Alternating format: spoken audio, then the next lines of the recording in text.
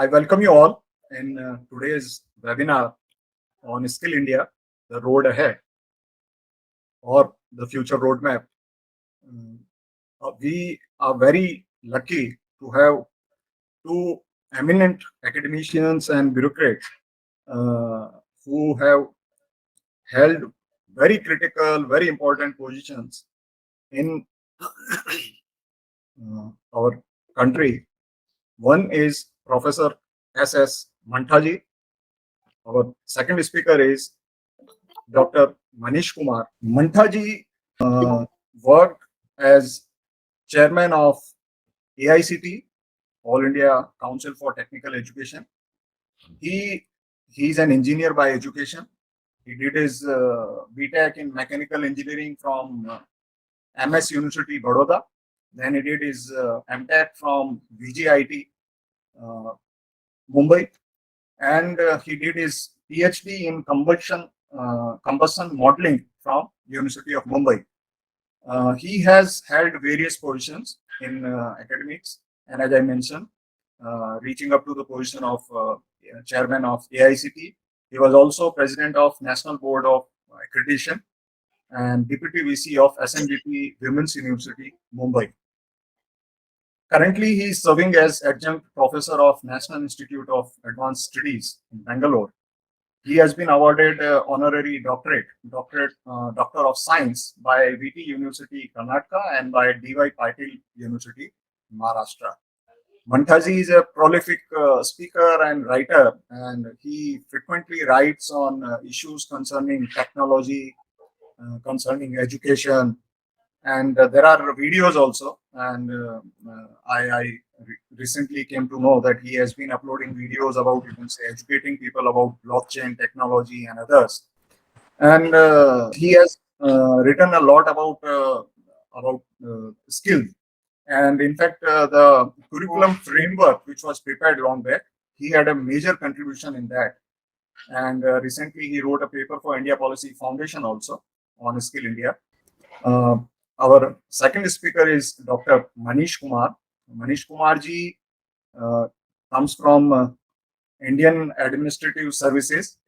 आप IAS अधिकारी रहे हैं और त्रिपुरा में आप सचिव के पद पर secretary. He worked as secretary in the government of Tripura also, and later on he worked as managing director and chief executive officer of NSDC, National Skill Development Council.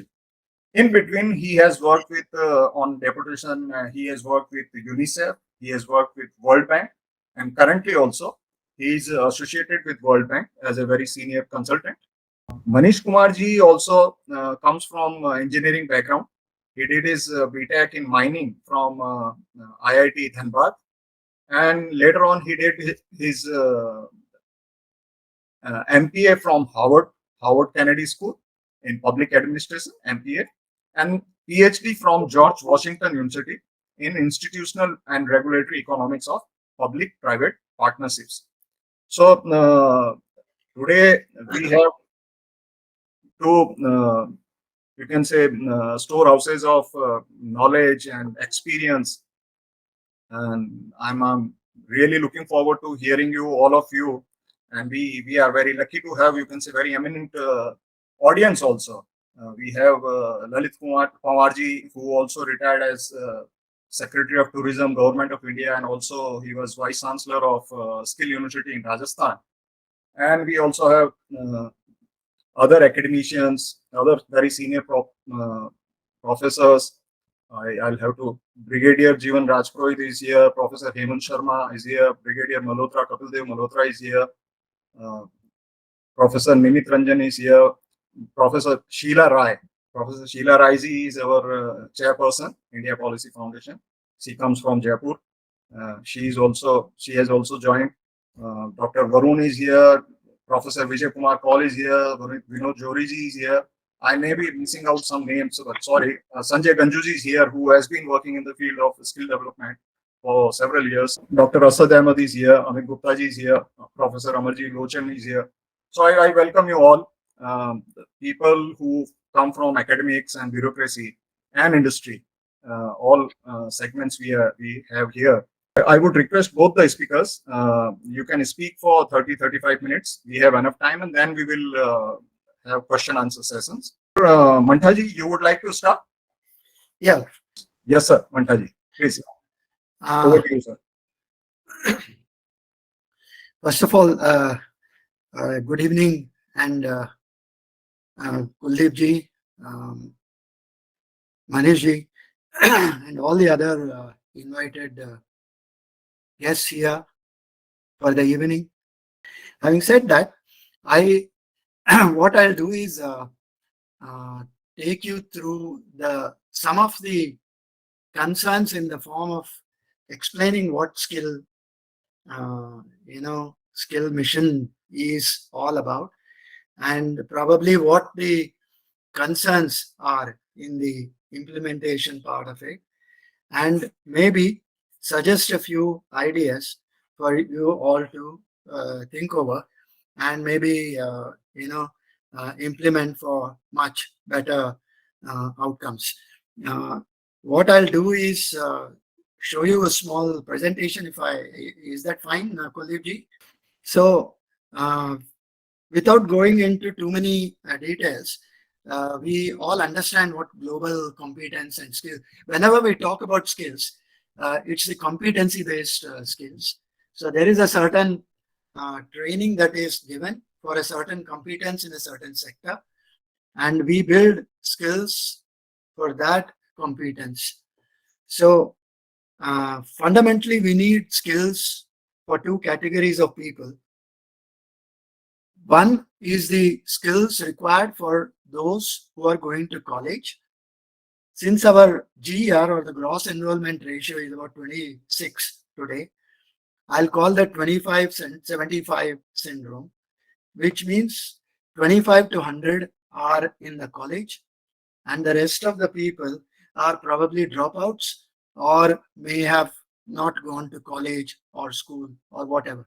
Now, whatever skills mission that we implement must be applicable to both the groups, albeit in a different sense. The skill sets will be required will be different, but the recognition must be made of the fact that both the groups need skills. So within the first of all, I'm looking at the skills for those who are going to colleges, and in that space, we talk about lack of employability skills and people, wanting additional skills, which are some of the institutions are able to do it.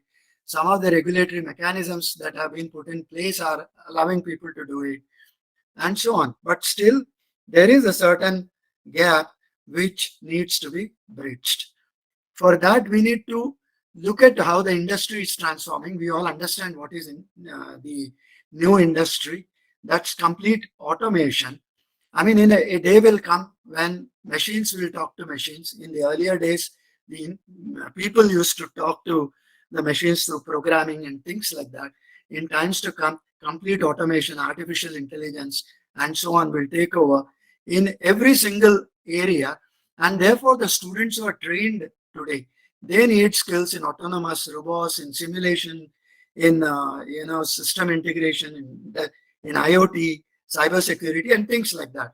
So some of the institutions are providing additional skill sets for these people to be trained in these, through certification programs which are offered by third-party providers, and sometimes through experts in the institutions, and so on. So this is one area which needs a little closer attention. Then this is also needed because it affects the entire value chain in an industry. And the slide here will tell you what is that value chain. It extends from end to end, from engineering design on one end to human resources on the other, global communications. It affects every single part of the value chain. So therefore, the students who are in the technical colleges or even in the science colleges and so on, who get into support services and so on, they also need skills in many of these areas that affect every part of the value chain. Then we all understand today There are several sensors around, and there is Internet of Things. Anything that communicates is a thing. And in an Internet of Things on one side, and product innovation, process innovation, autonomous agents, digital networking on the other side, which forms the industry 4.0. We have between these two what is called as labor 4.0. Therefore, our engineers whom we create out of our colleges need to fill this gap of providing that labor 4.0. So they need training in digitized services, in industry 4.0, in smart factories, smart products, and things like that. Now, this is a I'll not go into detail of this. This just lists out the underlying drivers, the economic structure, the labor displacement, the emerging landscape in the entire industry space, and the support services, the services sector, and things like that.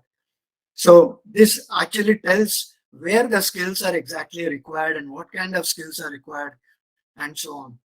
The next is in terms of soft skills that we talk about. There are several skills that were listed in 2020, which several people have talked about. But one specific skill in this I would like to mention is a cognitive flexibility. Today, increasingly, students will require to fit into different spaces, which means they come with a certain set of skills.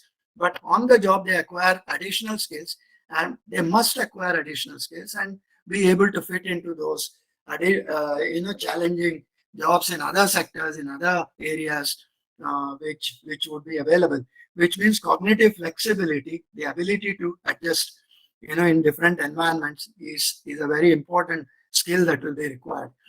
Now, if I look at the entire world, the employment sectors, there are 7 sectors in which we can divide the entire employment scene.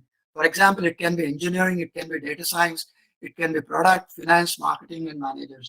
These are the 7 verticals in which jobs are available predominantly today, whether it's the primary employment sector, the secondary, or the tertiary employment sector. But what the industry says is this is an essential skills map for digital transformation, which the industry leaders mention, are 3 skills which everyone who goes to college today, essentially in the domain of science and technology, are business skills, technical skills, technology-based skills, and data skills. For example, if somebody wants to make a career in finance, he would obviously require mathematical finance, financial modeling, financial engineering as business skills. For technical skills, he will need Microsoft Excel, VA, algorithmic trading, and so on. And out of data skills, he will need forecasting. Now, unfortunately, what happens is our colleges do not get into these areas at all.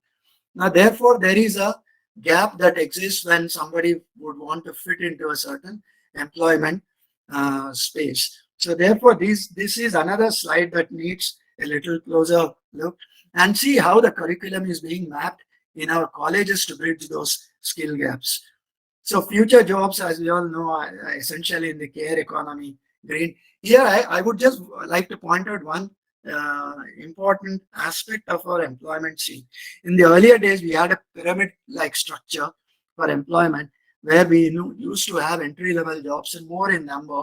And as you go up, the skill levels go up, but the numbers come down.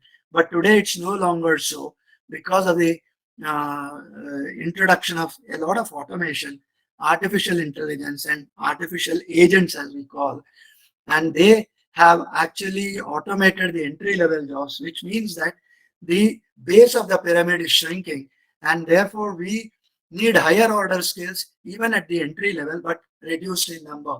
And as we go up, the paradigm actually becomes like a pipe-like structure. Now, during the last 2 years, there is some lesson that we have to learn. The low-skilled jobs were the hardest hit by COVID-19, and therefore we need to relook at the what skills are required for a job, for a bachelor's degree, what skills are required for professional, and therefore we need to understand this entire space of employment versus skills that we have. So collaboration, communication, critical thinking, and creativity are the other skills that we would require. Now, this is a little bit of detailing. I would not really get into this area. The NEP talks about, uh, multidisciplinary research and so on. But multidisciplinary research has a step before that. You just can't do multidisciplinary research just because we desire it. There is certain building blocks that are required which have to come in place, and everything builds on an approach to building skills for the future of work. So hands-on learning, there's a core that is required. There are multidisciplinary approach that is required, and then from hands-on learning to core to emerging to multidisciplinary, you build a career. So that's how the skills work. So there are different career paths available today. Based on that, the skills must be developed. Guided projects is a concept which has come in. So in the engineering colleges, there are several third-party providers like Coursera or Udemy or edX. They all get into this area of guided projects, provide internships and so on. So these slides, they indicate the career paths for job science students, for jobs science students want, for technology students want, for art students want, and what this is actually mapping the current employment sectors. So in the chemistry area, in the mathematics area, in the biology area, these slides will be extremely important to build those skill gaps. So there is something called as foundation, the prerequisites, the electives, the hands-on projects, and so on. Within the area of agriculture, there are tremendous opportunities for future ready. If the students have to be future ready, so there are undergraduate agriculture based studies. There are courses available to upgrade those skills, and that is something that the employment sector recommends today. And these are the possible opportunity career paths emerging out of agriculture for students. There is precision agriculture, there is supply chain technology, crop quality management, transparency, visibility across supply chains. There are a lot of areas where agriculture is seamlessly getting into the use of technology, application of technology, and that is where new jobs are being created. We also have seen one of the recent Google announcements where Google career certificates are being talked about, where they actually say that there are no degrees required, no diplomas required, but a set of skill sets are required to get into an employment sector. And this is how they define a pathway to jobs. There are in-demand, high-paying roles, and so on. So they segment the entire employment scene in terms of actual skill sets that are required. Now, this is what I've talked about till now is about those who go to colleges. Now, that is just about 25 to 100. Now, there is a large number outside that space, which is the 75% syndrome. In that, there are essentially two cases. One case is where they need skills, but they would also like to pursue school or college studies. They may be dropouts. They may have gone out for some time. They want to come back into the education system, but they are essentially interested in employment for their own well-being. And in order to meet that employment, they also have another goal of someday completing the graduation or diploma or whatever. And the second case in the 75% syndrome is those people who are not interested in any education per se. They are not interested in degree, diploma, or whatever, but they are interested in skills which will allow them to be a small-time entrepreneur or maybe get a appropriate employment. So we all know there are so many dropouts and things like that. Skills are terminal in nature. Therefore, what ITIs and ATIs, advanced technical institutions, they do are build skills which are trade based. So, for example, somebody is made an electrician, somebody is made a plumber, things like that. So these are trade based skill sets, and they will only allow a certain job, and those skills are terminal in nature, which means they do not have any future on that.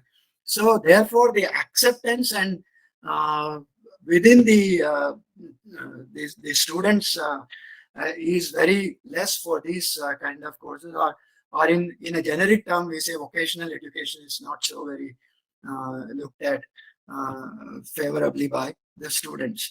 So another point is degrees and diplomas are not guaranteeing jobs today. And UGC actually has a cafeteria based courses which were popular at some time. Later on, it went into a question mark. Uh, what was happening is, along with the degree, whether it's a BSc, BCom, or whatever, the students were allowed to take two additional skill based courses. Now the problem is, what are those additional skill based courses which are available in a menu kind of thing. Therefore, it's called a cafeteria course from which the student choose two skill courses. Now, this was not very popular over a period of time, because students, one reason is students were selecting whatever interested them, not necessarily connecting to a employment sector. And the second is, the institutions which were offering these kind of skill-based courses were purely looking at it as a business model. Now, if there is some money in it for them to get, then probably they will do that skill in the college. They'll get probably the trainers and create infrastructure and so on. If there's no money, they won't do it. So that in effect, that the menu gets shortened, and therefore the choices for the students were very, very less. In fact, similar things were happening with BSc vocational, which in fact is a very good initiative for building skills and education together. Current education is expensive and it operates in a structured environment, but the NEP has addressed this to some extent, in the sense that students are now allowed to drop out after first year, second year, third year, fourth year. The challenge really here is, the how do we create the curriculum which actually connects him to an appropriate job after first year when he chooses to drop out, after second year when he chooses to drop out, and so on. So therefore, it's very necessary that the employment scene is also mapped to the kind of education system that we would probably have in future, and build competency based skills for a certain job role that is available. Otherwise, what will happen is, people would probably end up continuing all the 4 years, getting a complete degree, and probably it's business as usual. But if you really want to uh, visualize the kind of flexibility that is available within NEP, a lot more needs to be done in order to, in terms of mapping it to the exact industry requirements and creating content accordingly. As we all know, there are several vocational sectors. Some of these are accepted the worldwide. Now, the idea that I'm saying, the first group of that 75 syndrome, uh, NSQF, as we all know, has several certification levels, and there are equivalences created here.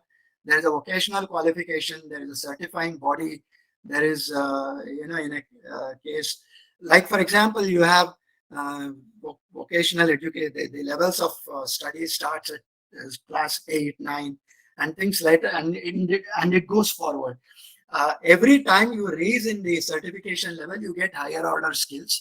And by seamlessly building into the current education system, one can realize both aspects of skilling as well as providing the student a degree or a diploma if he so wishes. But the flexibility is always there for him to get out of it at any certification level and come out for an appropriate job role at that level. In fact, the Agniveer method, the scheme that has been announced, would require something like this, and implementation of that will be extremely important. So typically, the vocational framework that we were proposing was, so from every certification level should have certain skill hours and certain education hours. And as the level increases, the skill level goes up and the education level comes down. which means that the person will acquire more and more skills as he goes in higher level of skills, and therefore he becomes better employable. And the education part in the initial years is kept almost similar to what is happening in a conventional school. That is because the chances of his wanting to go into professional streams or getting into the current education system and coming out of the vocational education system, if he so wishes, all those flexibility features are built into this. So therefore, it's a win-win for everybody in terms of progress and in terms of acquiring skills.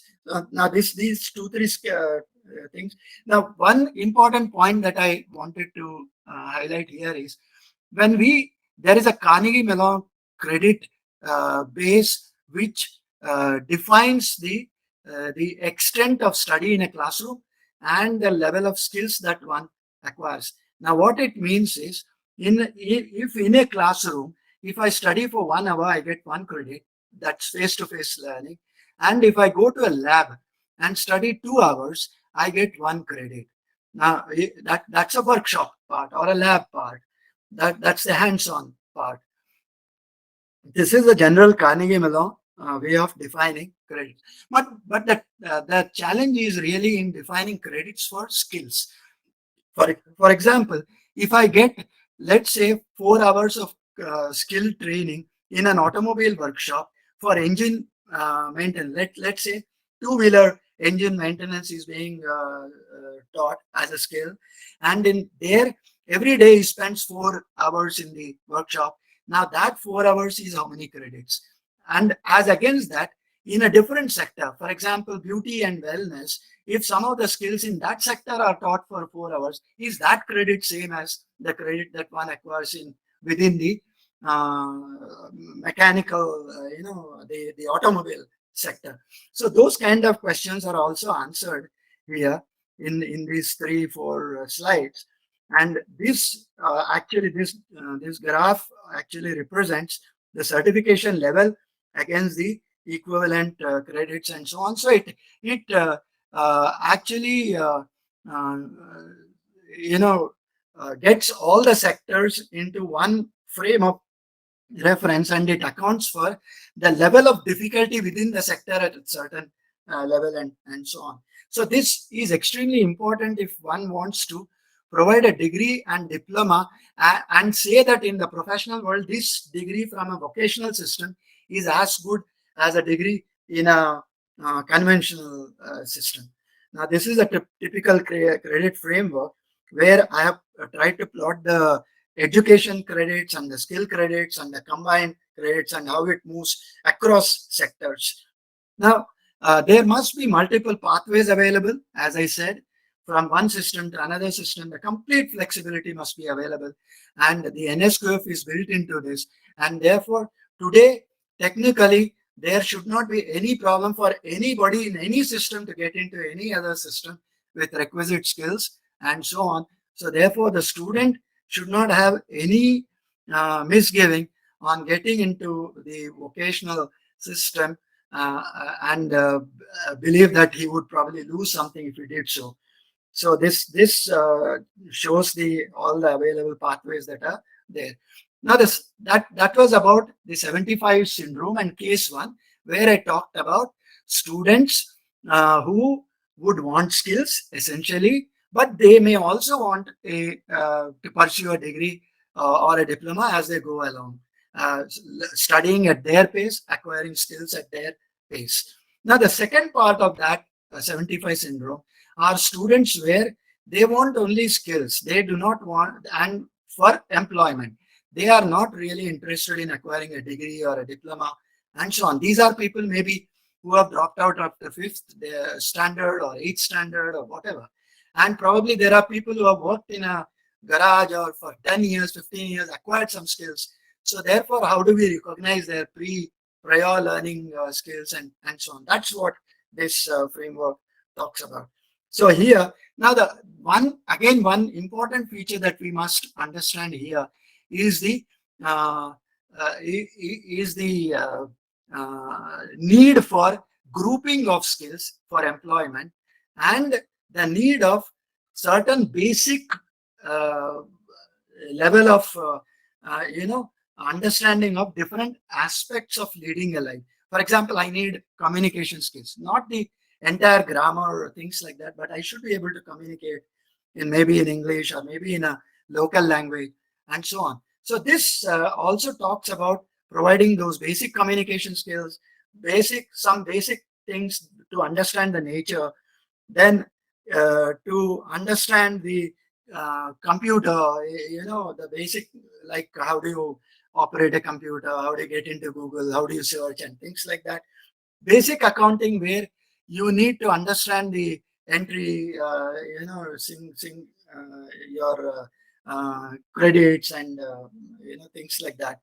So the basic accounting is something that will be required in when you want to start a small business. So then presentation skills, grooming skills, and we are also suggesting one additional language besides the local language or his mother tongue that increases the mobility between states and so on. That additional language could be a foreign language as well if the student chooses to, maybe wanting to go out and so on. Now, the idea is we don't need any brick and mortar things to do this. We need an existing college, an existing polytechnic, whichever runs this NSQF can be called a community college, and therefore no brick and mortar institution is required. Existing polytechnics can do that, engineering colleges can do that. The only idea is they should follow NSQF in letter and spirit. Flexible times and interface to the current boards, all that is possible. Now, I'll just give you a potential which will tell you how powerful this entire skill mission can be. We have almost 1.5 or 1.6 million schools in the country, 40,000 colleges in the country, 10,000 ITIs. And we all know that most of them do not conduct any classes after 5 p.m. Infrastructure that is there is lying waste. So, I mean, somehow I'm not saying every one of that does that, but most of them, they don't do anything after 5 p.m. So they must be used to conduct the NSQF programs from 5 to 9 p.m., Saturdays, Sundays, and so on. If assuming we create one division of 100 students in each school, college, and ITI in any sector and any specialization that is defined by the local conditions, then assuming only 10% of the above facilities are used, you will create one, all these numbers have given here, uh, you know, one 20 lakh students every year is what you can train. Now, in order to do this, you need financial scholarship models may be created, but you have Pradhan Mantri Kaushal Vikas Yojana and other things. They must be suitably amended to fit into these requirements. One other very important feature is most of our skills, and today there are several skill centers. There are trainers available. There are skill centers available. There is infrastructure created, but somewhere there is some connect that is missing. The problem is one of attaching them to the current universities is not the solution. They are autonomous. They have other jobs to do. They are more interested in conducting UG, PG programs, the research, and so on. So therefore, burdening them with skill education may not be the right way to look at it. There are too many skill centers. Of course, there are central bodies, the NSDC and the sector skill councils and so on, which keep, but the implementation would always be a problem area. Then too many bodies and center and state leads to desegregation. There's something that the center is saying, there's something that the state is actually implementing, and therefore there is a conflict there. So developing training center supply chains in various sectors across sectors is extremely important. If you look in Germany or France or places like that, you have training centers, supply chains. Why can't we create that? In automobile sector, you'll find them. In textile sector, you find them, and so on. In pharmacy, you find them. Creating and enabling and facilitating regulatory environment is necessary. Affiliating all the, for example, suppose we create a national skill university, and we create regional centers in every district, or even finer than that. all these can use the standards and policies set by the central body, and then they can implement, and the students can approach the district centers and so on for whatever they have. And the certifications can be authorized to be given by the regional centers by the central body and things like that. So it can be a very good scheme to bring everybody in this space into under one umbrella. So the ultimate idea should also be to promote the Make in India concept. We need a blueprint for Make in India which connects the skills that we are talking about, the skills mission that we are talking about, and courses based on chosen sector. Such a university can also do a lot of research in areas which are forgotten today. There are several skill sectors which can provide a lot of employment opportunity, but we are not doing it because there is no ecosystem that is available. So the university can actually get into that area, then develop technology enhanced curriculum. They can train the trainer programs, develop accreditation methods for trainers, trainees. We can participate within the Dublin and the Sydney Accord, where the mobility increases for people who are trained here to get into other countries. Then revenue models for sustainability needs to be there. Wired universities can be created, collaborate with American Association for Community Colleges, or in UK, Australia. All that is possible. Collaborating with industry bodies for placement. We need to create a corpus with central, state, and CSR funds, and create bonds for possible soft loan scholarships to fund the needy, and so on. Finally, we need to conduct skill melas in different cities. So something of that is actually happening, but we need to look at the audit the current events that are happening and see how they can be optimized and to reach almost everyone for in the spirit in which the NSQF was designed. So we have all days. There can be in that skill mela, the schools can be represented, colleges can be represented, trainers can be represented. In another sector, bankers, NGOs, CSR initiatives can be integrated. And in the fourth sector, we actually seek students out from active participation and from nearby communities and other interested in acquiring skills. And they can do spot registration there through online registration and so on. So there will be some central podium to information for dissemination of information. In this process, we create the labor management information system, which is extremely important for a country like India. There can always be a blitz on skill media. Some collaborations will be required in order to do all this. And that's my take on the skills mission. There are a lot of things that can be done, that can be spoken about, but based on the questions you will have, so probably I will come back once again. Thank you so much for the opportunity. Thank you, Professor Mantaji. You elaborated how academics and skill training can be put together, can be merged, and can be utilized efficiently for training our youth, and particularly in terms of the emerging career, emerging opportunities in the job sector, in the industry, where our not only our college students, but also students who are out of higher education system, even school dropouts, they can be trained, they can be educated for the future challenges. So thank you very much, sir, for giving us insights and very detailed presentation, particularly from academic point of view and also from curriculum point of view. We are very happy, very excited to have you here, to hear you. We will come back to you when the questions answer session starts. Now I would request Dr. Manish Kumarji, who worked as Managing Director and Chief Executive Officer of NSDC, National Skill Development Council. He comes from bureaucratic background, and he headed the institution, the council, which was looking after the entire Skill India mechanism, entire process. So now moving from academic to real implementation part. So over to you, Manish Kumarji. Now, please provide us your insights, your guidance. Dr. Manish Kumarji. Thank you very much. Thank you very much for inviting me. And great pleasure to listen to Dr. Munta. On, I think he provided a lot of insights on what we can do to improve uh, and strengthen the skill initiative that's currently underway. I will put in a few points in addition to what Dr. Mantha has already spoken. Um, the points which I will put up would be firstly a very global level view of what's really happening to the whole education system, as well as the need for skilling that's emerging and how that's so relevant for India. So it's firstly on the very macro level, more like an aeroplane view.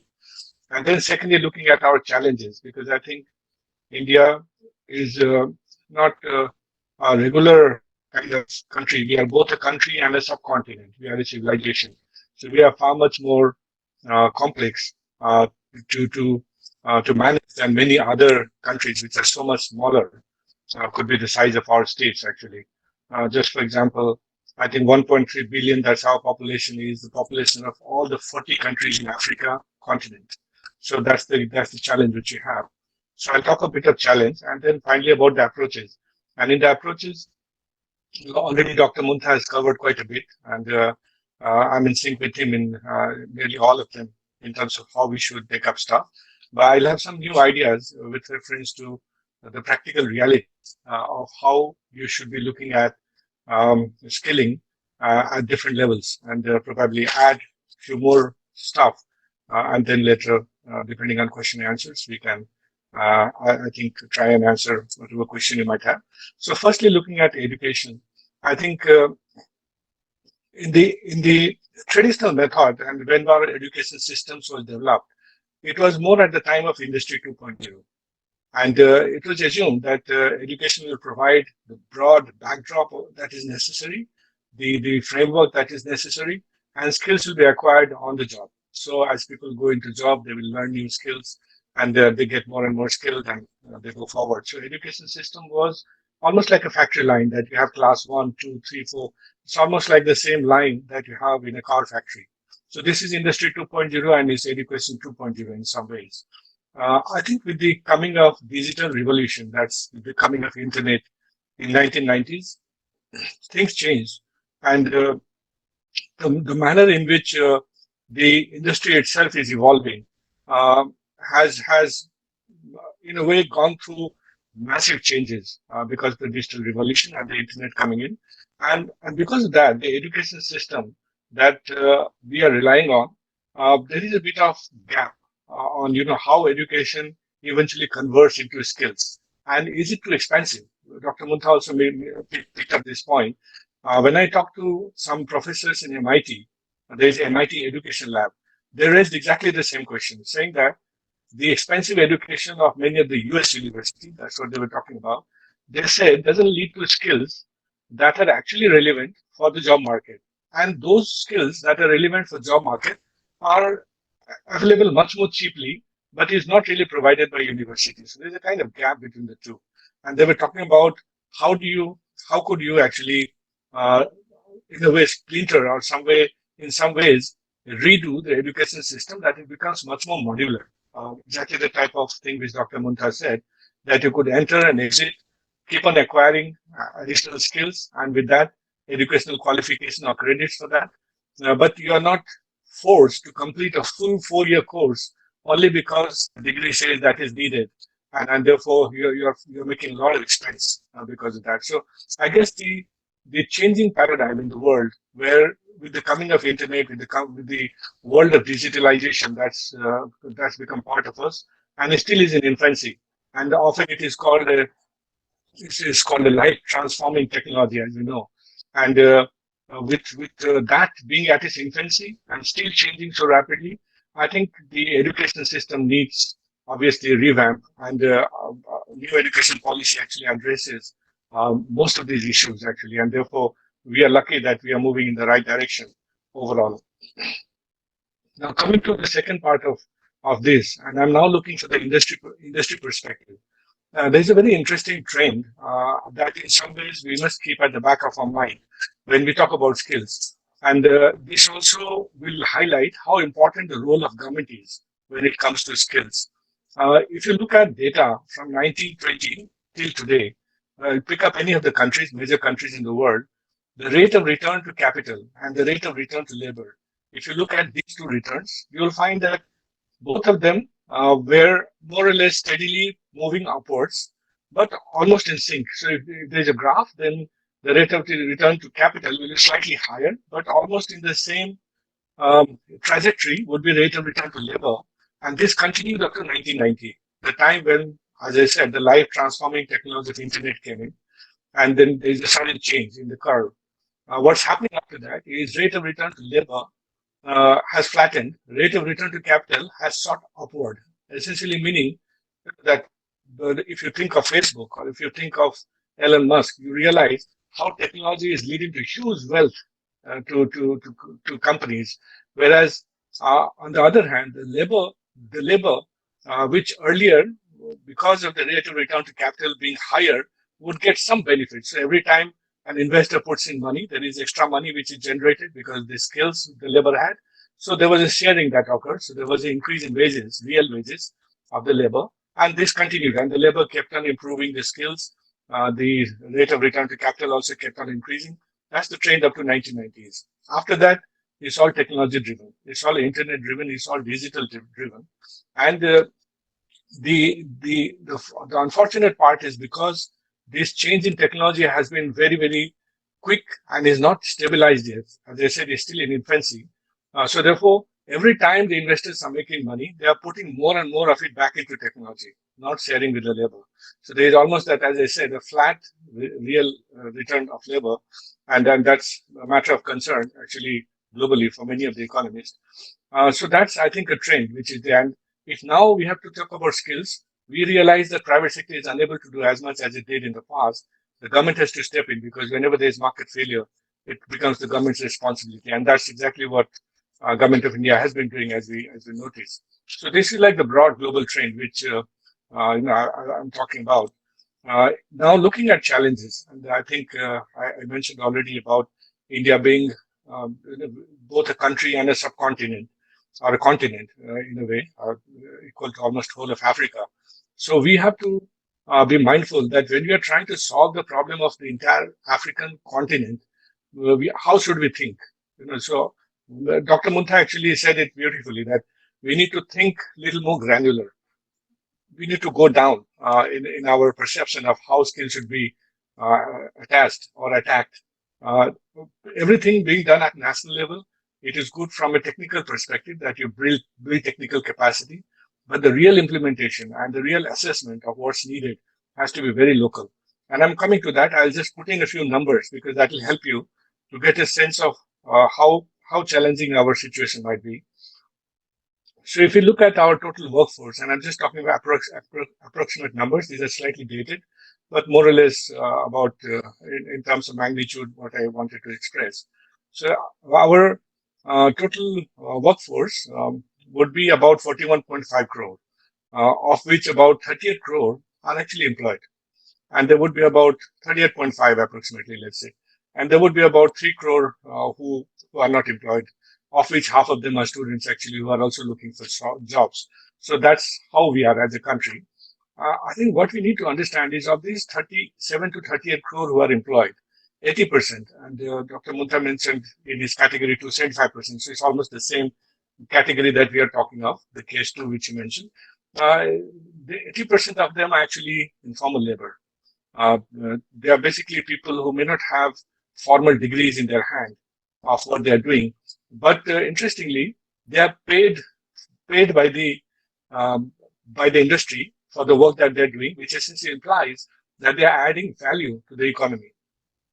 And I'll come to some numbers which indicates how much people are earning, in different quartiles in terms of income. So, and then 20% are actually of this 38 crore. We might call them formal, and they are the people who might have degrees and diplomas from colleges, universities, even ITIs and others. 80% of them don't, essentially. So that's the complexity of our problem and the problem that we have to solve. Now, looking at the income bracket itself, because that gives us a sense that what is the nature of the people whose problem we are going to change, or we are going to work towards changing. If you look at, as I mentioned, for 41.5 crore or 42 crore approximately being our labor force, and I'm just talking of the labor force at the moment, uh, the lowest income quartile, the 25 percentile, as I said, the first 20, the first 25% of the labor force, they earn either 26,000 rupee or less. So it's up 1,000 rupee per month or less. That's the income that they have. The next income quartile, which is 25th to 50th percentile, they earn between 26,000 to 37,000 rupee per month. That's their income. The next one, which is 50th to 75th percentile, earn between 37,000 to 57,000 rupees per month. So that's the composition. Anybody who earns above 57,000 rupee per month in India, if the force is actually the top 25% of India's labor force, and that includes all of us, honestly. And anybody who includes who earns more than 88,000 rupees per month is top 10% of India's labor force in terms of the income that we have. So that's how we are. And I wanted to leave this because it also basically gives the paying capacity of people who are and how desperate they might be for jobs, and therefore their ability or inability to either spare time for getting skilled or getting educated, and the need for therefore short-term courses, as Dr. Munta said, that if it is linked credit-wise, so that there is a kind of, even if they spend 2 months this year and 2 months next year and 2 months next to next year, they all could be stitched together rather than asking the person that you have to give one full chunk of 6 months, because the income ability of that person just may not providing that opportunity of giving so much of, it doesn't have that luxury of so much of time. So I think keeping that awareness is very important from a policy perspective. So this I wanted to convey from purely um, uh, perspective of the policy, and then coming to some of the approaches that we could take. Um, well, firstly, when we talk of skills, we have to reflect that people can have different vision about why skill is necessary. So, and therefore, this is often contested. Should we have a human-centric approach that it is important for an individual to be skilled because that's how the person's life will become better? Or should we look at, should it be economic-centric, that we want to skill because we want to increase the GDP of the country? And this is a very important distinction, because sometimes when you put money into economic productivity, it may not lead to welfare of everybody. It may actually lead to increase in GDP. That is possible. But then it's a question of resource division. Eventually, the job of government comes down to resource division, and that's the job of public policy. Now, should you be putting money into things where everybody gets employment and there is more likelihood of employment to everybody? Or should you put money where people necessarily uh, are trained in a way that the GDP of the country grows? You don't care how many people get employed, don't get employed. So there is a bit of, you'll find a bit of contestation on this idea. And therefore, sometimes people hold very strong views on what should be the role of skilling, and how should it be delivered. In my view, generally speaking, and including some of the I think surveys done in World Economic Forum, I have found that the human-centric approach is what most people feel most comfortable with. They feel that there is a need to keep human being at the center of any thoughts or any effort and skilling. GDP does matter, and yes, it should be a consequence of whatever skilling you do, but it should not be the starting point of it. So because you need everybody to have equal opportunity. So there's that equity argument versus efficiency argument, which people can often have. I think whenever you have a human-centric approach, then the role of government becomes very important, and therefore some of the things which are necessary is, one is to look at skills and make skills more aspirational, and that's not an easy job. It's a tougher job.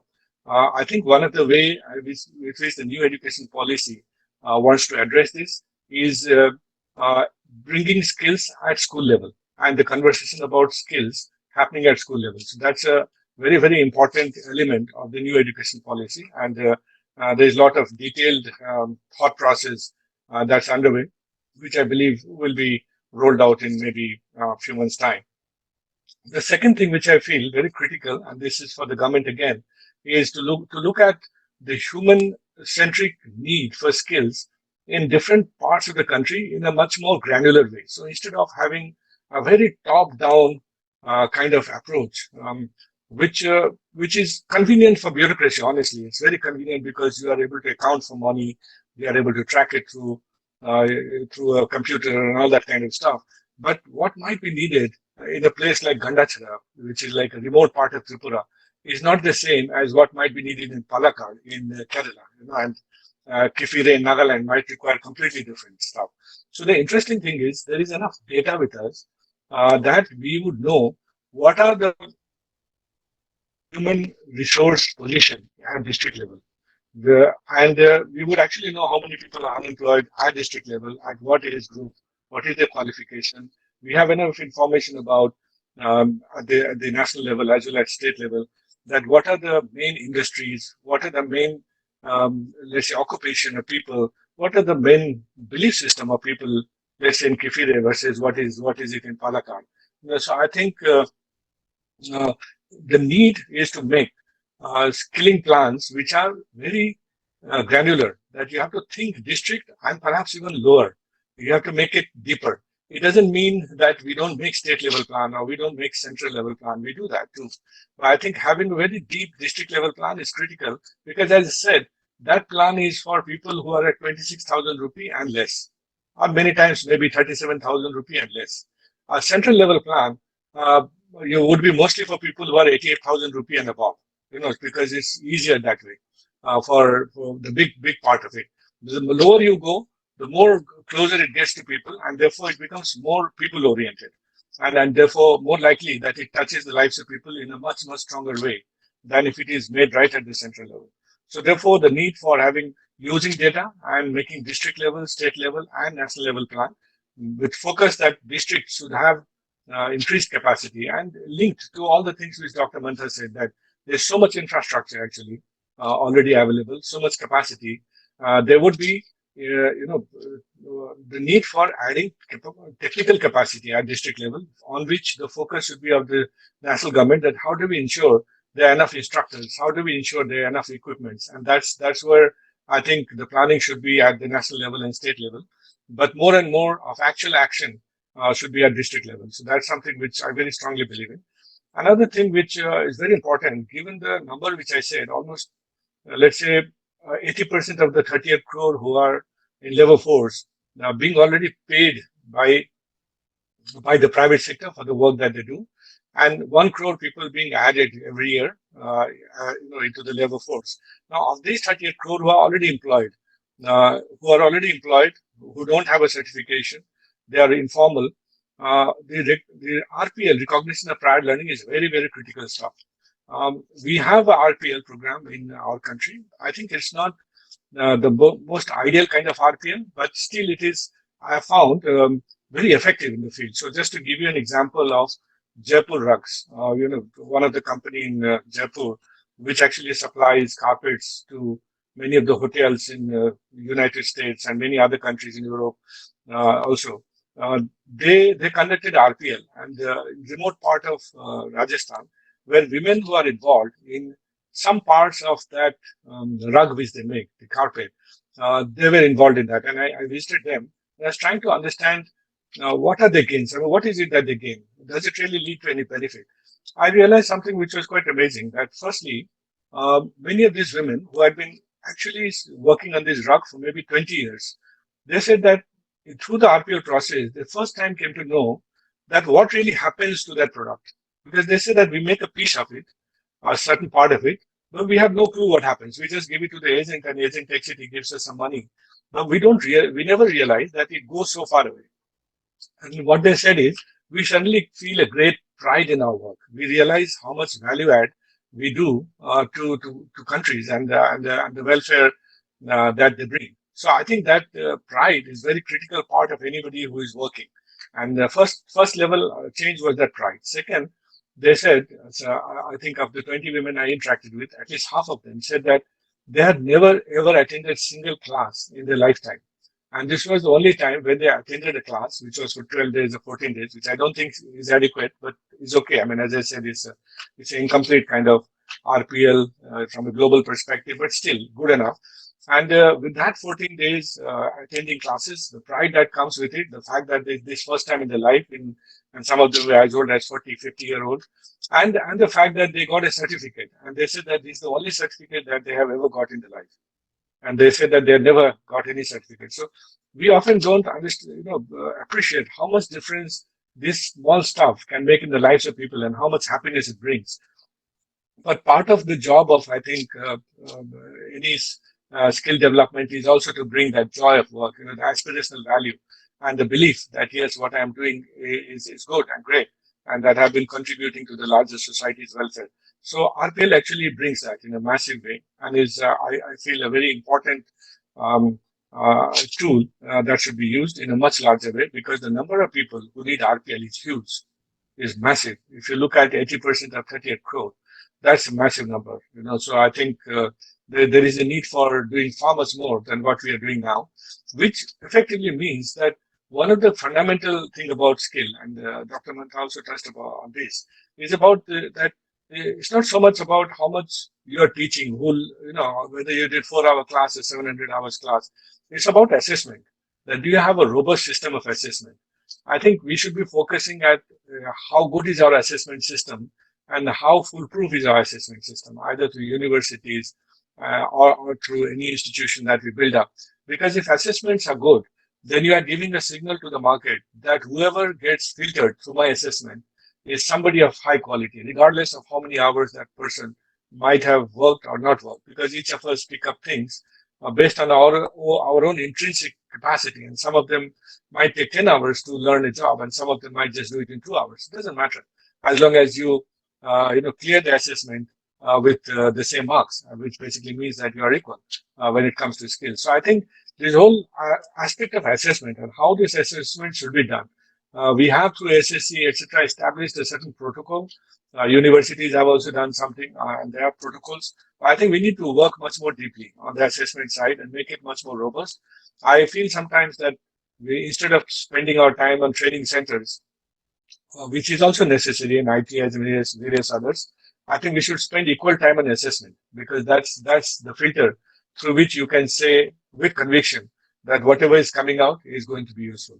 And another part which is essential is looking at the self-employment potential, because many of these trades or many of the service sector occupations they have potential for self-employment. And then how do you link it to bank loans? How do you link it to some way of people getting into doing their own business? Is something that we need to reflect on. Finally, I think when it comes to the private sector, they should be more economic centric approach. They should have a more economic centric approach, centers of excellence and various other things which private sector has been doing.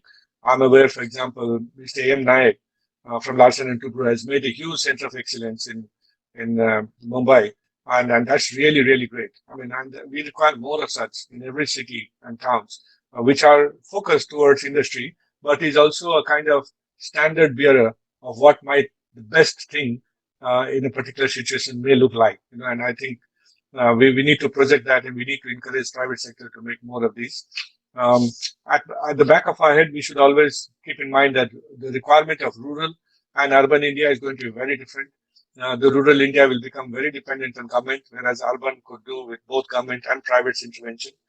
So therefore, focus of government thinking more deeply about rural, and within rural, again, looking at how one of the big chunk that we forget is agriculture, and the fact that there are churnings that's happening. A lot of people from agriculture moving into some of the new trades. For example,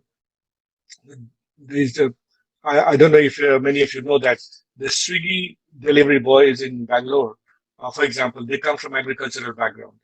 And the interesting thing about them is, while they earn a lot of money, they earn almost 70,000 rupee per month, but they work only 4 months. And when we asked them that, why do you work for 4 months? They said that because we are used to working 4 months in agriculture.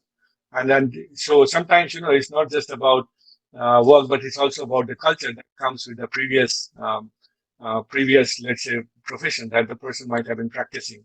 And the need, therefore, that the soft skill part, which Dr. Mantha spoke, becoming critical, that as we skill people into Swiggy and others, they let them know about how cultures differ in agriculture and how the new culture in a delivery boy job is going to be different and will require a different approach. So these are soft skills part is an equally important part, which Dr. Mantha touched upon. So I think weaving all of these together is something which we have to reflect on, making things much more granular, taking it deeper down to district and maybe the block level is what we have to reflect on too. So these were a few thoughts which I had to share with you. Thank you so much. Thank you very much. Thank you, Manish Kumarji. Thanks a lot for giving us insights into the large demographic which we have, as you mentioned, earning below 26,000. And you also mentioned about the workforce we have and the challenges, not only in terms of implementation and the challenges for rural and urban population and their requirements, and then the crisis which we have been facing. Also, you talked about the cultural differences that we are having and that are also affecting the inclination for job as well as for the kind of training one needs to look for. Before starting the question answer session, I would request if anybody wants to make any comment. Lalit Kumar Saab, you want to make any comment? In addition to whatever has been spoken, you have also headed a skill university in Jaipur. So if you want to say anything, then we can have a question answer session. If you want to ask anything to the two speakers, anybody who has a question, either you can post in the comment section or please raise your hand, and then we will call each one of you. Yes, Lalit Kumar sir. Thank you, Dr. Kuldeep Rattu Saab, and thank you, Mantha Saab and Manish Kumarji. It was a very good learning for me. I kept on taking notes from both the presentations. It was a good learning for all of us. Only two things I would like to flag. Number one, a very important issue was that how to make skill education aspirational. That is a very, very big issue for all of us. How to make it aspirational. We want good plumbers, but we don't want our sons and daughters to be good plumbers or to go to plumbing schools. Number one. Number two, in Rajasthan, we did some innovative exercise by that. Normally, college students who pass out just with degrees of BA become BSc pass course. Their employability is almost nil in the market. So why don't we backload their secondary, third year courses with those skills which are employable and they are in demand in markets. For example, a commerce graduate in second or third year can do a course on GST Tele. A BA pass course students can do something on event management. A BSc students can do something on Internet of Things. So, small courses, 6 months, 8 months. So this kind of synergy, academics with skilling at college level, so that when they come out, they are employable and they can look forward to career. These are the 2 points I want to flag. Thank you. Mantha sir, you talked about academics, merging academics and skill training. So would you like to answer? No, I mean, the making skills aspirational is extremely important, like Manish ji said, Lalit ji said. And I believe everyone may have similar views, but the larger question is how do we make it aspirational? So everything is possibly linked to the employment sector at some point of time. I mean, we certainly need skills, to grow as a human being, but somewhere along the line, probably we also want to learn so that we are productive enough and can look after ourselves, our families, and so on. Now, the problem is aspirational must be, like I said, looked at from the employment perspective. And in that sense, we have a primary employment sector. World over, it gives you employment opportunities over 10 to 15%, and depends on the produce from the earth, which means mining, agriculture, and so on. Though we say agriculture gives 50% employment and more than that, it's only seasonal, and therefore there is no sustained employment that's available in that sector. The second or the secondary sector is essentially the manufacturing sector, and unless it grows at maybe 30-40%, which has been stagnant at about 16-17% in the country, that cannot produce jobs which are are productive enough, and that sector, the secondary sector, has a potential to create about 35% of employment opportunities. So therefore what remains is the tertiary sector, and that's the service sector, and there are almost 55% job opportunities possible there. So therefore everybody gets into that space. So even those who are otherwise qualified to be in the secondary sector would probably migrate to the tertiary sector because there is a job available there.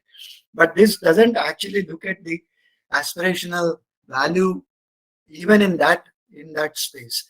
So therefore, what one needs to do is look at the industry as to how that is evolving, create, map the available job roles. I mean, it's a difficult job, but there is some possibility of doing. It's done in some sectors. It's not done in every sector. But if there is something like that possible, which I'm sure it is, sufficient research is available to do that, then probably one can connect the training to the actual employment potential, and therefore one can move people away from an aspirational value that's centered around acquiring a degree. So if it is also positioned around getting a decent employment with decent emoluments, that also probably will raise the aspirational values. And having said all this, there must be a conscious effort to create new employment markets. Over a period of time, as the technology changes, the available employment markets get saturated. So therefore, one needs to constantly create new employment markets, be innovative in that space and things like that. So all that put together probably can address the aspirational value, but it's a very important aspect. Thank you, sir. Yes, Sanjay ji, you want to ask a question? Sanjay Ganjuji. No, I would not like to have asked a question, but if you allow me, I would like to make some observations based on my experience of working in this sector since last 12 years. Yes, please go ahead. See, my few of my points I would like to put across is number one, while the education system in India is getting institutionalized, consolidated, and centralized. For example, you have a IIT JEE, you have a NEET, you have a Central Universities entrance test. In those educational sectors which are in fact mature to a large extent, because those who appear in IITs, those who appear in NEET, they have some sort of, those students have some sort of maturity. They have at least gone through a process of studying up to 12, but still we find that there are institutional faults, there are faults within the students.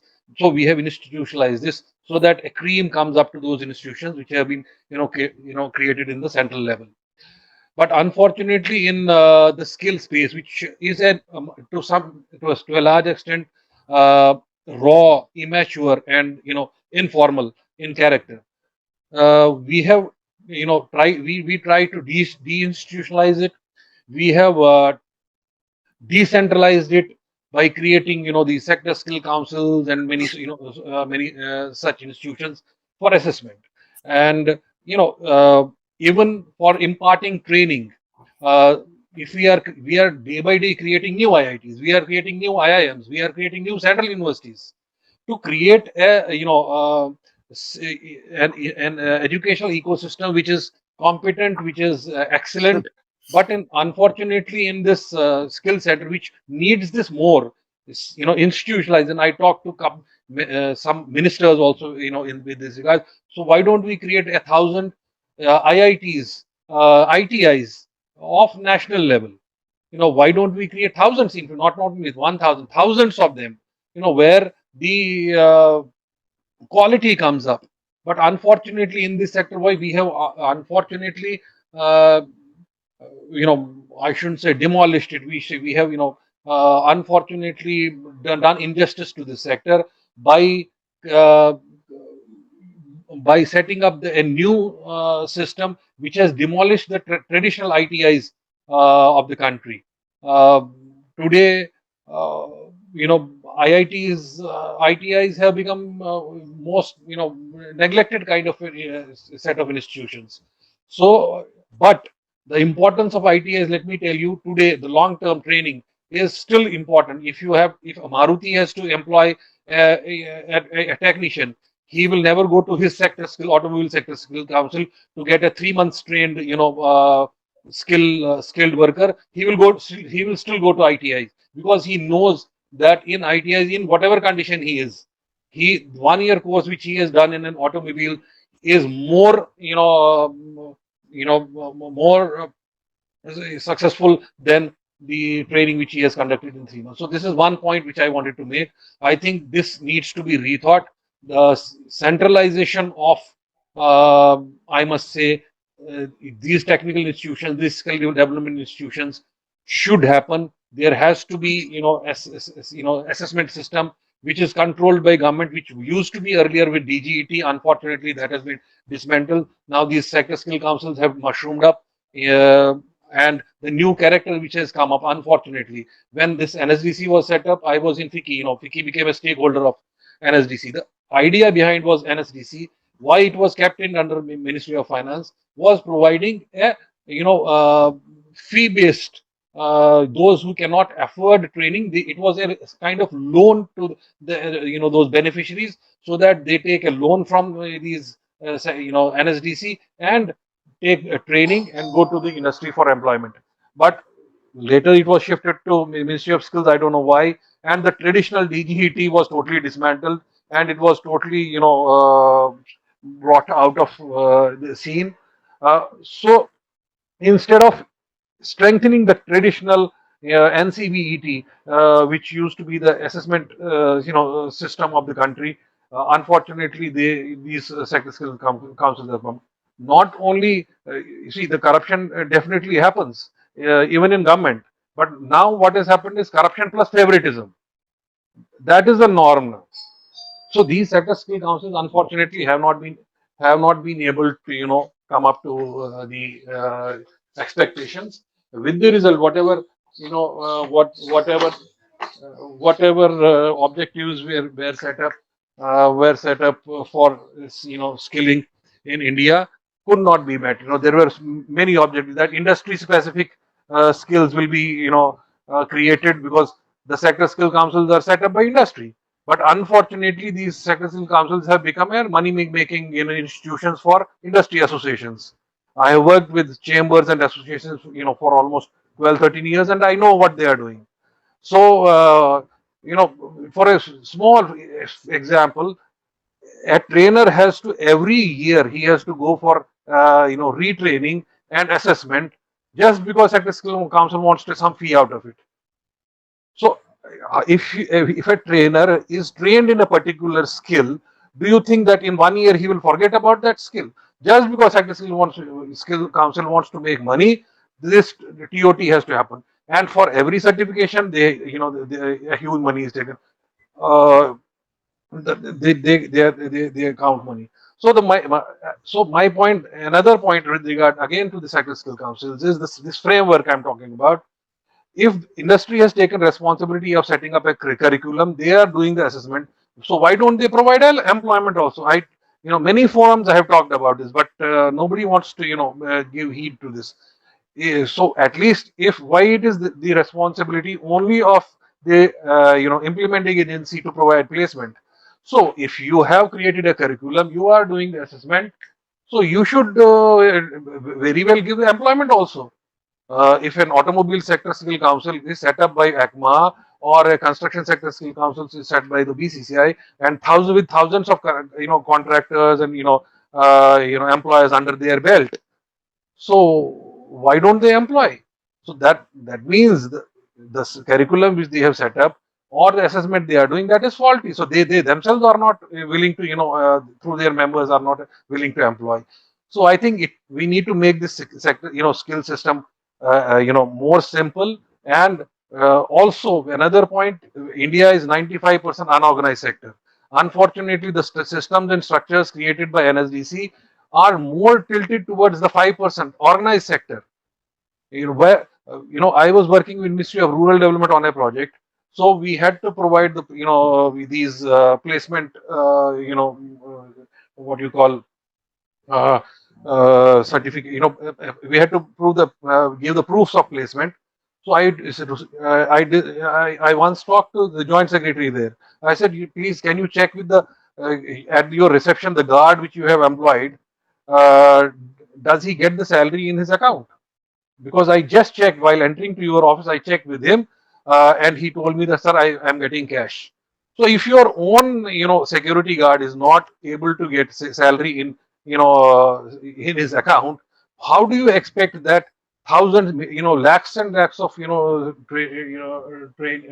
these trainees will be able to get employment in such companies where a pay slip is given, where this uh, money is transferred into the account. So it is impractical. So you have to find ways to address this unorganized sector. How to employ a person in agriculture, how to employ a person in handicrafts, how to employ a person in agriculture, this unorganized sector. So just because the policy makers want that there has to be what you call some sort of what you call documented kind of system. So these things are unnecessarily forced on the ecosystem of skilling. So I think there are many things which we need to address on, and then only the skilling can be improved. There should be more discussion with implementing agencies. There should be more discussions with assessment agencies, what they are doing, and the employers. You please, Kuldeep ji, I guarantee, I travel a lot. I go to these industrial clusters. Tell me even a single cluster in India. I was at Surat last week. I traveled to Ahmedabad. I used to, to Punjab, all these industrial clusters. Go and check with any industry, those small industries, those who employ 5 people, 10 people. Check with them. Not even a single person has come, in their fold through this skilling system. So what is the purpose then? अगर अभी भी उस्ताद ही एक worker को सिखाएगा, go to any automobile market, go check and not even a single worker in automobile industry, automobile clusters has come from the skill system. So if the same ustad has to do it, so and then what we do is every 5 years, 10 years, we scrap the old scheme and try to create new schemes. अब पहले stars था, उसके बाद PMAY 1 आया, फिर 2 आया. Similarly, rural में पहले SGSY था. We think that by reinventing the scheme, we will be able to address the gaps. We don't, focus on the gaps available in the existing, which has been, and try to plug it and try to, set it up right, set up the things right. No, just throw it out and bring a new thing. So this is not going to work. Uh, we work on ground. I have worked in the both sides. I have worked in FICCI for 12 years, the industry side, and I am now working on the this side, skilling side also. I am grassroots level, interiors, Naxal areas, northeast, Jammu and Kashmir, far flung areas, and in those skilling sectors where not city based service retail. I'm not doing that. I'm doing construction. I'm doing toughest skill. But I understand what is happening in this. Let me be honest with you. The skill mission to a large extent has failed. Thank you, Sanjay ji. Being, you can say, joining here and then giving your field experience, real life experience, and sharing your experiences with all of us, particularly our speakers. Before asking our speakers to respond, I will take a couple of more questions. Dr. Varun, you have raised your hand, and Brigadier Jeevan Rajpurohit has also raised Varunji, yes, please, Yeah, you can ask your good question. evening. My question is to Dr. Mantaji. So this is about the 2 points that I picked up from your PPT. So you were talking about cognitive flexibility as a skill for 2020 in one of those global reports, and also when you in your slide about NEP multidisciplinarity. Right. So I somewhere feel these two are very connected. And my question is basically, even though the topic for today is skill, my question is regarding at the border of skill versus general education. So when we look at skill, it's more from the employability perspective. Now there is always a concern or a doubt which comes that should we focus more on depth, or that is creating experts, or should we focus more on breadth, which is basically multidisciplinary skill where people are flexible. Now, what will be the when we focus when we bring our focus to cognitive flexibility and multidisciplinary learning and employment focus? What will be its impact on the overall innovation capability in the country? Are we moving away from creating experts and to moving towards more towards generalists who are capable at multiple things at multiple levels, or will our focus on multidisciplinary skill development would have a positive impact towards innovation in a secondary consequence or a long-term consequence? So this is related to that idea or the general dichotomy we talk about, depth versus breadth or expertise versus generalizable skills. So that is my question. What will be the impact of this on innovation? Thank you, Varunji. Mantaji, please respond, Yeah. and we'll take a question from Brigadier Jivanraj. Yeah. When I see within the skill domain, multidisciplinarity would actually not be looked at in the same sense as we talk about multidisciplinarity in a higher education sector. What I actually meant was there are today skill programs which are given by the training centers based on the skill documents that are created by the SSCs and so on. The training that is given is at a certain level and of a certain in a certain sector. Now, unfortunately, the industry is not so nicely so discreet in absorbing somebody trained at level 4 in some, let's say, the tourism industry or maybe the hotel industry or whatever, or the automobile industry, level 4. I mean, those kind of jobs really don't exist. So what actually one requires is group the skills in the same sector and provide maybe 3-4 skills in order to become employable. They cannot be disparate skill grouping, I mean, from different sectors and things like that. In the same sector, if you can group, let's say, 3-4 levels of skill sets, then probably that has a larger chance of being employable than just making let's say a plumber at level 4 or things like that. So that's one point. The second is, I mean, there are several things which Sanjay ji referred to, and they all have a very close connect to some of the questions that you have asked and things like that. I mean, the implementation has been faulty. I mean, that's something that we have been seeing for a period of time. I have also interacted with several training providers and the way they train and the kind of difficulties they have and so on. And therefore, there is also another, there is a certain reimbursement that happens if they are able to place the students, and there is a certain reimbursement that happens if they are not able to place the students, some 60%, 65%, or something of that kind. Now, there is an inbuilt feature. This is an inbuilt feature for failure. Now, what happens is people tend to make their entire proposals on that 60% basis, assuming that I can't place the students. So subsequent to that, the entire supply chain works. The supply chain of getting student, training him, and allowing him to go into the system, so on. But having said all that, there is a course correction required.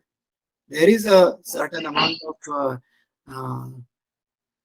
connect. I mean, that what you are talking about, that the connect between the skills that are required in the same sector but at different levels. And for example, if somebody could find a job in a construction sector as maybe a site supervisor, having been trained for a certain group of skills, but if he were to be trained only in, let's say, bar bending, and he would probably go out to looking for a job, I don't think that really works. So that was the connect. That was the idea with which I tried to connect. I tried to talk about the multidisciplinarity. Thank you. Thank you, sir. Brigadier Jeevan Rajput ji. Thank you, Dr. Kuldeep.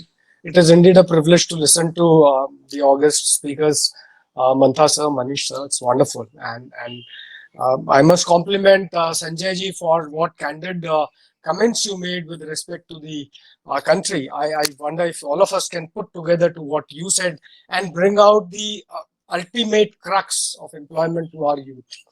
My question pertains primarily to both of them, and Mantha sir would be able to answer me specific. But before I go to the question, I'd like to quote two aspects. One is that when a student goes to school, to college, and then onwards to his career, the West talks about college readiness, career readiness, work readiness, and finally the job readiness.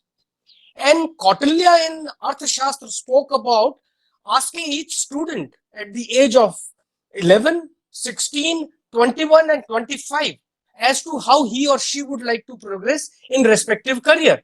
And depending on wherever one wants to deviate from education, the skill is there and he or she gets into the skill. To the extent that he said women who want to be prostitutes, the level of those prostitutes were defined and they used to be employed. That's how possibly the welfare state, whether it's economics, defense or strategizing, he could place each individual in the slot which is required to be catered and then creating the correct mass for that slot. Having said these two aspects, my question still remains that skill centers, our individual homes, our schools, our colleges, are they really geared towards creating an individual who's an asset to the nation?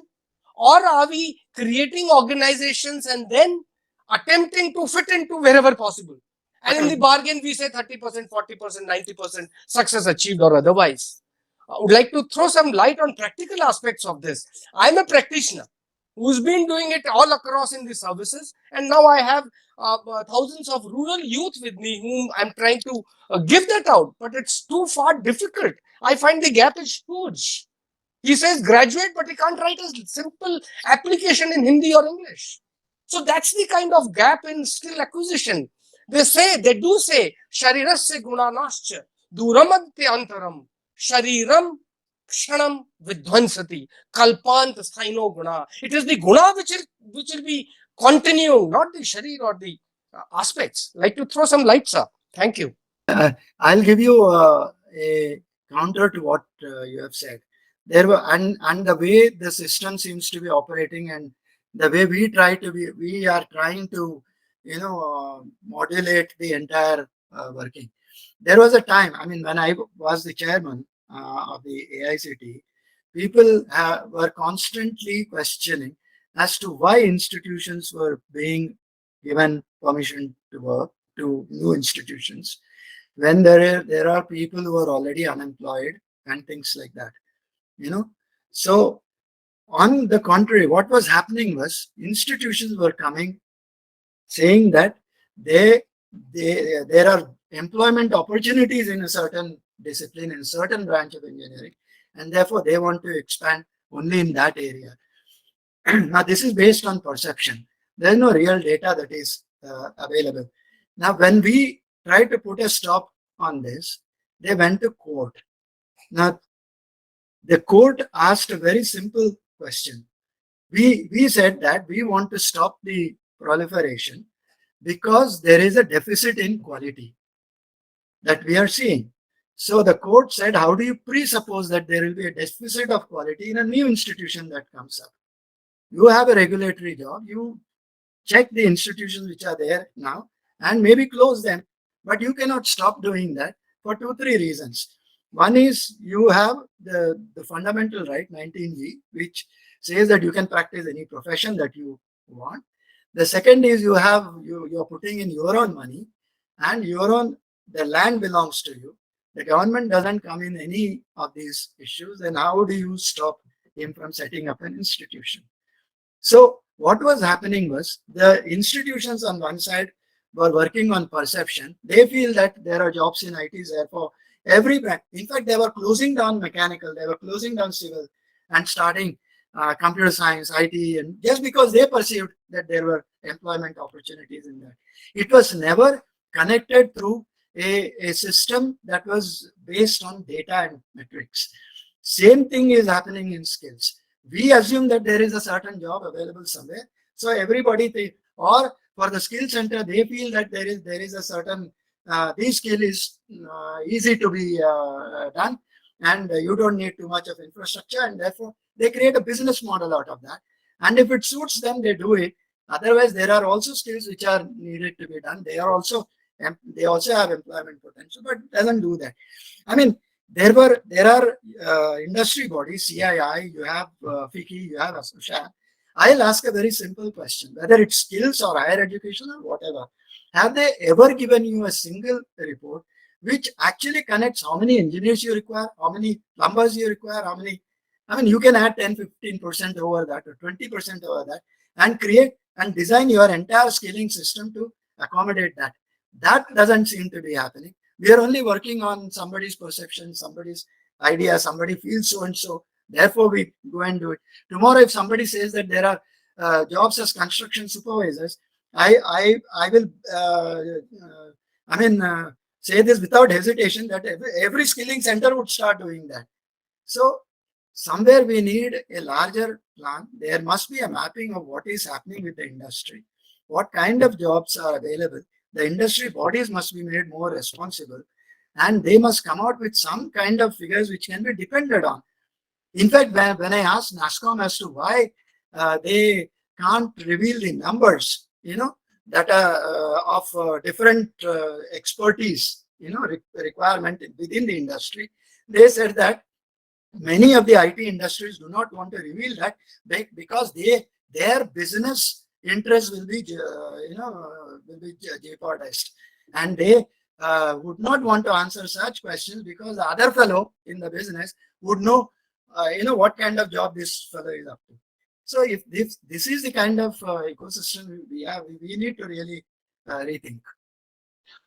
Sorry to interrupt. That is why I said that they should be made more answerable if they are making money Yes. through certification by just stamping the certificates and not even paying the assessor. The assessor is also paid by the training provider because if he doesn't pay him, they will not, qualify him as a trained candidate. So they are just making money. They should be made answerable. Na? If they have devised the curriculum, they are doing the certification. Let them provide employment of 25%. Otherwise, close these shops. Let government do it. If they are not, I have seen these the kind of industry representations they have. वो एक marketing वाले को भेजते हैं sector skill council की meeting में जिसका कोई मतलब नहीं है and he is on their panel, he is on their board, he doesn't know what see about the curriculum, and he sits on their, they have all kept these consultants, that no representative from industry, they design their curriculum. आप सबका देखिए जो NOS ये सब बना रखे हैं इन्होंने, they are all done by a consultant, single consultant, and he supplies this material to them, not a single percentage of participation from the industry. So I think by now NSDC should have observed this and closed these shops. That's it.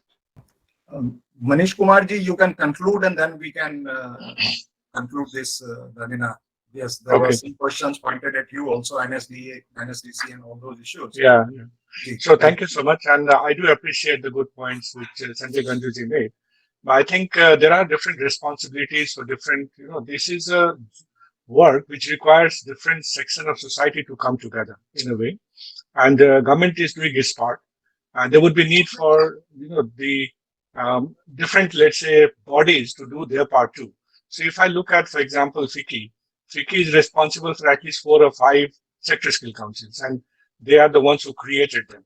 And therefore, they should actually write saying that we don't believe in these, and that they should be closed. They should write on their own if they believe in that, and they should write to the government. Honestly, I mean, I don't see ever FICCI writing that well. I created them, but I don't believe in them. So having created somebody you don't believe in them, you must write. I mean, you should be bold enough. Second, I think there is a social issue here. So if you look at the nature of business, and I hinted that in the beginning, what is the problem if you look at in terms of India is the surplus that we have in labor terms. Most of the people in industry, um, as far as possible, and for good reasons, because their job is to make profit, would want to give as low as possible to the labor. And I hinted this. And many cases, and we know this, is below the minimum wages for that particular state. It's below that. We have done a survey even to understand, what is the money which, for example, an average newcomer gets when he joins industry, and what is his expectation or her expectation in life. What we found was interesting that they get about 8,500, sometimes as low as 4,000, sometimes, which is far below minimum wage. It's almost half of minimum wage. And then their expectation from life is 18,000 rupee per month. So there was a complete mismatch between what a youth is expecting today and what the industry is willing to give. And I understand the point of view of industry that given the economic realities of India, if they paid 18,000, they will all go into loss. So it's not really practical. They will say the interest rate is so high. How can we, pay so much and thereafter still make profit? So they have a point. So what I was trying to say is there is a responsibility at different ends, and each of them is actually trying the best, and will have to try the best to get things going. There is one more important thing. Like if you look at the big group that we are here, most of us will have drivers, household workers. How many of us are in contractual relationship with them? Have we ever issued? Like we talk about formalizing, and if you look at what government is trying to do, everything that they try to do is to formalize. They want they want people to be formalized. They want people to prosper. The government's focus is always that how can I make people more prosperous? If the youth is wanting not 8,500 but 18,000, how should I slowly lead towards that? I think at least we as individuals, what we can do, I think we should look at that. Can we at least formalize people who work with us, or we want to just keep them, just as non-contracted workers? So partially, it's also social responsibility. It's a cultural issue, honestly. If you look at the law of the land, each of us are doing that illegally because the labor law actually requires us to issue them contracts. And if we were in a different country, if you are in US and if you are employing somebody, you'll follow the rule because somebody will come to your home and hold you accountable for that if you don't do that. So I think partially we have to reflect inwards also. Blaming government for everything is not wise. That's my honest belief, having worked in government for a long time. Because I do see a lot of good intention on behalf of government, but I think the challenge is heavy. As I said, it's 1.3 billion. It's Africa, 40 countries almost. So therefore, different parts of the community coming together, appreciating what's right, what's wrong.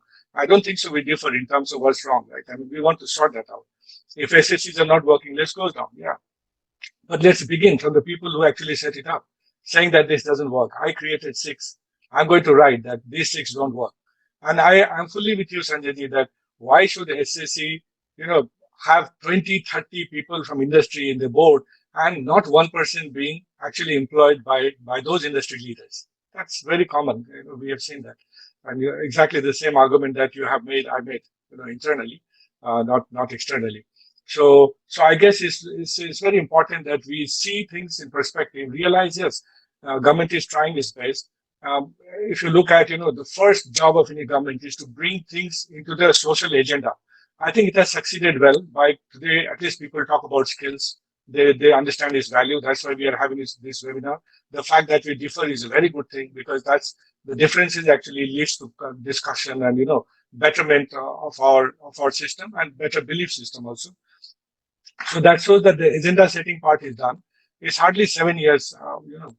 It started in 2015. If you look at the ministry, and it's 2022, just 7 years. The education system is like 10 times older. So you'll find at least examples of excellence. I guess Sanjay ji is right that we now need centers of excellence. How do you create those institutions of excellence, as we can call them? That can we have IIT equivalents in ITIs? How should we think about it?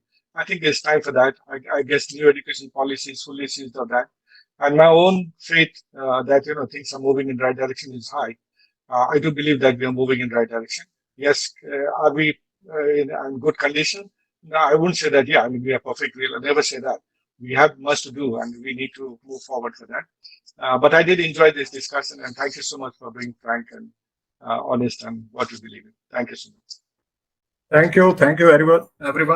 Thank you, sir. Thank you, Manta sir. Thank you, Manish Kumar ji. It was very good to hear you and to have a very fruitful, very productive discussion.